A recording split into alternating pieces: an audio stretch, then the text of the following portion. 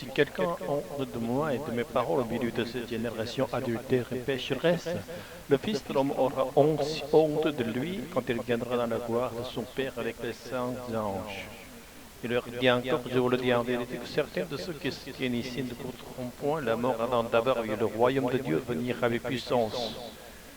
6 jours plus tard, Jésus dit Pierre, Jacques et Jean et les emmena seuls à l'écart sur une haute montagne. Là, il fut transfiguré devant eux, et ses vêtements devinrent d'un éclat si blond qu'aucun blanchisseur sur terre ne pourrait rendre pareil.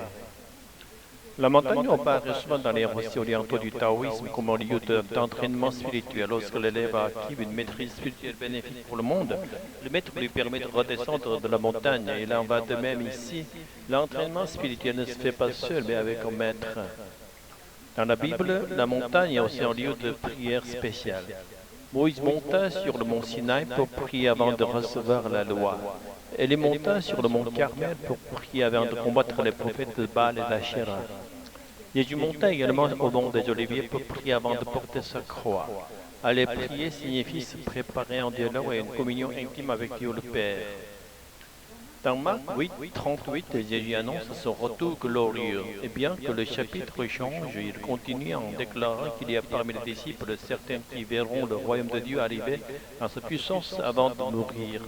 Cela indique que ces événements ne se réfèrent pas à la même chose car les disciples ne voient pas Jésus revenir dans son corps ressuscité durant leur vie.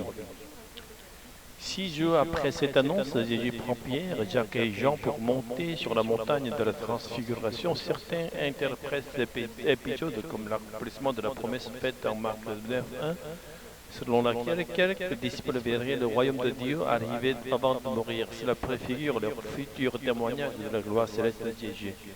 Les 3 disciples s'endormirent pendant que Jésus prie seul. Puis il se réveille et voit Moïse et Élie parler avec lui. Luc nous informe que cette conversation portait sur la mort de Jésus à Jérusalem. Les disciples n'étaient pas témoins de cette discussion, ce qui signifie que l'auteur de Luc a probablement reçu cette révélation du Saint-Esprit, ce que nous mentionne Matthieu. Tandis que Moïse et Élie s'apprêtent à partir, Pierre propose de construire 3 tentes pour qu'ils puissent rester. Il ne sait pas vraiment ce qu'il dit, pris dans un moment de confusion. Mais ce ne sont pas Moïse et Élie qui doivent rendre témoignage de Jésus, c'est Dieu le Père lui-même qui parle depuis une nuée. Celui-ci est mon Fils bien-aimé, écoutez-le. L'évangile de Luc insiste particulièrement sur l'humanité de Jésus, bien qu'il soit Dieu.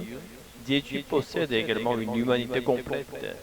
Il a besoin d'entendre les prophètes parler de son sacrifice à venir tout en recevant le témoignage du Dieu Père sur sa divinité. Avec la venue de Jésus, le royaume de Dieu a déjà fait irruption dans le monde.